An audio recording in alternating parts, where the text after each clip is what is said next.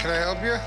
Well, I thought I'd come to the pawn shop and see if I could sell my Nikon camera from 1955, special editions. It's pretty cool, man. This camera's come a long way. It's, you know, 62 years old. I didn't look that good at 62, so.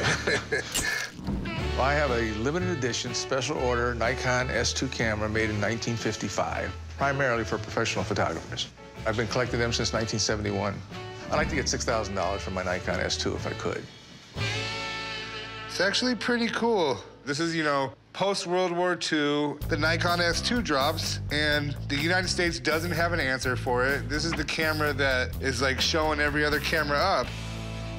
It's the first black camera Nikon ever made. Oh, really? Yeah, they made about 430. Okay. At the same time, they made 40,000 of them in chrome. Uh-huh. So this is only like 1% of the production.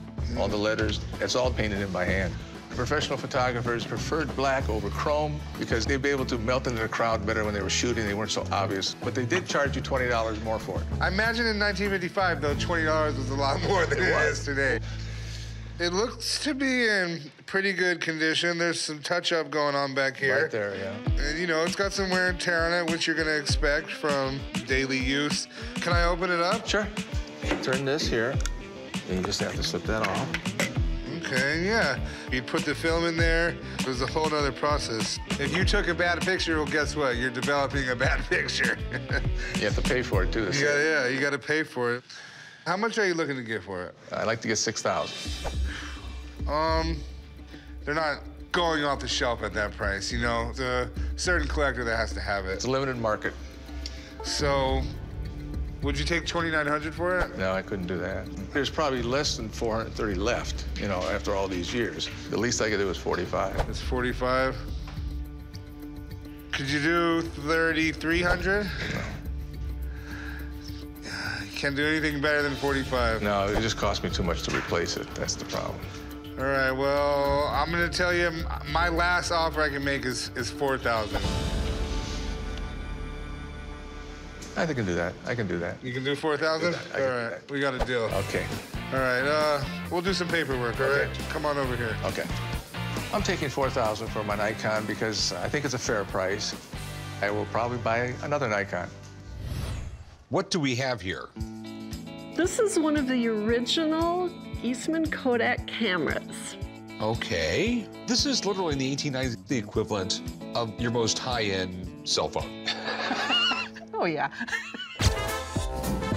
I'm at the pawn shop today to try to sell an original salesman sample Eastman Kodak camera. My husband inherited it from his grandfather. Our camera, I think, is more valuable than others because it is serial number 5, and I haven't seen anything that comes close to being this low of a serial number in any of my research. I'm hoping to sell my Eastman camera for $10,000. This is interesting. George Eastman brought photography to the masses. He started experimenting in cameras, I think they had like the 1860s. This appears to be a camera where you could actually change the film yourself. George Eastman was brilliant. Originally, what he did was he would sell you a camera, and it just came preloaded. You couldn't even change it yourself. It was an amazing business model because you kept on having to deal with Kodak. They made the film, they did the developing, everything. So do you mind if I take a look at it? Go ahead. It's in pretty good shape. I mean, your roll of film would go in here. Correct. Every time you took a photo, you would advance your film. When you were all done with your film, you would mail it off to Kodak, and they would send you back photos and more film. Correct. They were literally one of the biggest companies in the world. Problem was, digital came out, and then people didn't need film anymore. So have you ever had this thing checked out by Kodak? My husband and I sent a photograph of the camera to the museum up in Rochester, New York, but we just haven't heard back from them yet.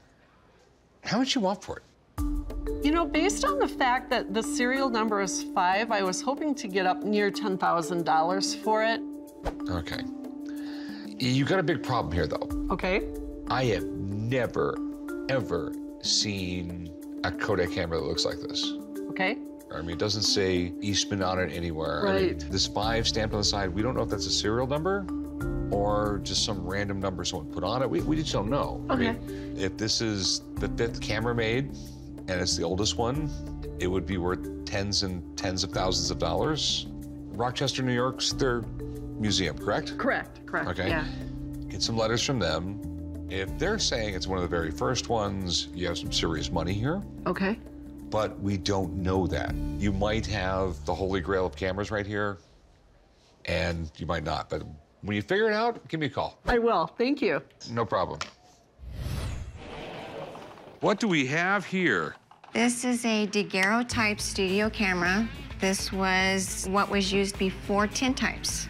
Okay. My husband said it was pre-Civil War. So, probably he had his baby pictures taken with it. Watch it.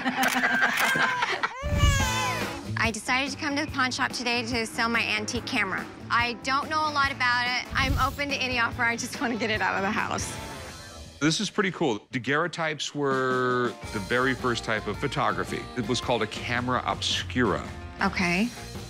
Really crude. Before they had negatives, everything was printed right onto a piece of metal with the chemicals on it and everything else. Okay. So it wasn't a negative, it was a positive. Okay. Because once you made the picture, that was the picture. Those were the very first photographs. Yeah. Back when this thing was built, it probably cost 6 months' wages or more. They were expensive Right. and no one else had them. And this one was a really nice camera. Right. But I have some news for you. This is Okay. not a camera to take daguerreotypes. The lens at one point might have been on a camera obscura because I think the lens is a lot older than the rest of the camera. Okay. It's not an 1820s, 1830s camera. I'm assuming probably 1890s because Eastman Kodak didn't even come to existence till the 1880s. The reason the Eastman Kodak company came along is because they invented flexible film, so you could put it in a roll. So that's not daguerreotype at all. Yeah, Way I was different. going off of what I saw on the internet, so. It's too bad this is not an actual daguerreotype camera because those are really rare and really expensive.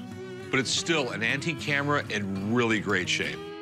What were you looking to do with it? I want to sell it. I was hoping to get $5,000. Keep looking. Okay, if you had a daguerreotype camera obscura that was from the 1830s or something like Right. that, in this kind of shape, no problem. Okay. But that's not what we have. What are you thinking? I'm thinking I'll give you $1,500 for it. This is something that you don't see every day. Would you be willing to go $2,000? You know, it's not usable anymore, anything like this. I'll meet you in the middle at $1,750. That's what I could go on it. Okay. All right, I'll take it. Okay. Thank you. All right, let's go right over here. I'll write you up. Okay. I'm sorry that he shot down the $5,000, but I totally understand. It's not what I thought it was, and that's just the way it is. What do we have here? It's a 16mm camera, and it's made by Berndt-Maurer. Okay. We're gonna make a newsreel or something? Yeah. I came to the pawn shop today to sell my 16mm camera. I found it in the attic of an old theater. I'm having a baby, and I want to sell it because I need lots of baby gear. I would like to get $2,000 for the camera, but I maybe will take a little bit lower. This is really uber cool. Do you know anything about it? I do know it's a Berndt-Maurer camera. Okay. And the lens, you know, it's Bell and Howell. They were really big on lenses back then. Uh-huh. Rarely back then did the camera maker make the lenses. This is a professional camera. If you've ever seen the video of the Hindenburg, Uh-huh. it was probably done on a camera very similar to this. To have professional-looking newsreel footage and other things, you needed this 16mm, and you had to pay for it. Probably pretty high tech for the day. There's a lot of neat innovations in this thing. When this camera was built in the 1930s, hundreds of man-hours went into building it. This is precision machining. These were super high-quality professional cameras. And when these things retailed, they went for some serious money. There's some early cameras that go for a lot of money. The thing is, this particular brand, I'm not real familiar with. I'm assuming you want to sell this? I do want to sell it. And how much do you want for it? I was thinking maybe $2,000? One of the problems you have here is I don't see any stickers on it or anything. You don't have the plug for it, do you? I don't. This is one of the things that hurts me, and I don't know. I don't know if everything works. And it's got a really bizarro brand. It's some weird stuff you have going on. Do you mind if I call somebody up? Just try and figure out what I can get out of this thing. Okay. Okay. Yeah. hang out a minute. I'm gonna go give him a call. All right.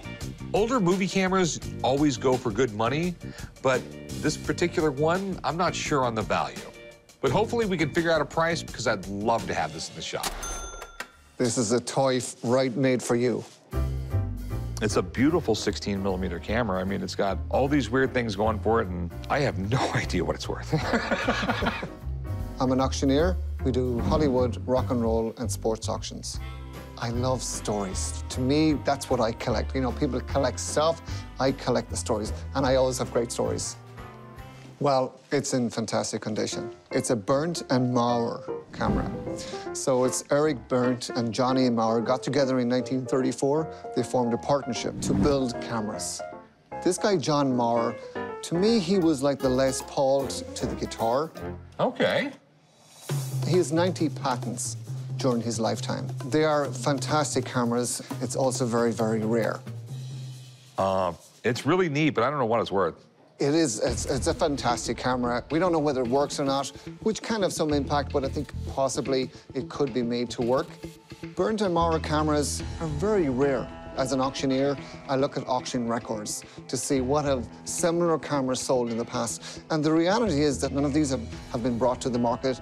Any of these that are around today are in museums such as Eastman House. So that, of course, adds value at auction. If we were to take this to auction, we would put a conservative auction estimate of $2,000 to $4,000 on it, and I think we should sell it in the range of $4,000. Okay. Thank you. Which is a good number. Yeah. Okay. All right, well, thanks, man. Pleasure. Good luck. Thank you. Yes. The camera is in great condition. So this is something that you have it on the shelf in your living room, you have it in your office, and you're holding an asset that potentially will appreciate in years to come. Okay, so, I mean, what's the best you'll take for it? I would like $3,000 for it. That's not gonna happen. Okay? But you love it. You want to take it home. I do. Like I said, I absolutely love this camera. I think it's amazing. And, How much do you love it? well, I love it a lot, but this is my problem. I'd have to resell it, okay? I don't know if everything works. I'll give you $1,400 for it. Okay, how about $2,000? No, 1,500 is what I'll go, because there's still a lot of questions, and if everything in here is trashed, I might get 1,000. That's why I will go 1,500, not a penny more, because this is straight up gambling. These right here, they're roulette wheels. How about $1,600? How about 1,550? Okay, fine. We have a deal then. Okay. Great. I'll meet you right over there, and I'll write this up, and you never have to carry it again as long as you live. Thank you. I made $1,550, and I'm going to buy a lot of diapers and baby things now. Need some help? Yeah, I was considering selling my camera. All right. What is it, a box in the cam? No. I buy antique cameras, and there's nothing I can find online that I've seen that's sold and is in better condition than mine. You can load this up with 4x5 film today and shoot a picture with it. I do like this camera, and I think I haven't seen one in this good conditions. It's a pretty rare one. It's from 1886, I believe. How long have you had it? I've had it for 4 months. I took on an entire collection of a gentleman who had passed and his family was liquidating their estate, and this was among them. You could take pictures clandestinely without people knowing by squeezing a plunger. A hose would come out, you'd have the plunger in your hand, the lens appears, you're going like this, and you squeeze the plunger, you just took a picture, and nobody knows what you did. If I'm not mistaken, these were like the first handheld cameras, right? Well, no, because Kodak made the first handheld cameras for consumers. This was more a commercial application, and it was much more sophisticated. These were the 4x5 film holders, so your film would have to be loaded professionally, usually in a dark room before you went into the field. This is a leather aperture bag. You change your aperture by sliding these into the little chamber here into the lens. And you also change your shutter speed by adjusting this spring for faster and slower. Mind if I take these out? By all means, go ahead. All right, yeah, everything looks good in there. So how much are you looking to get for it?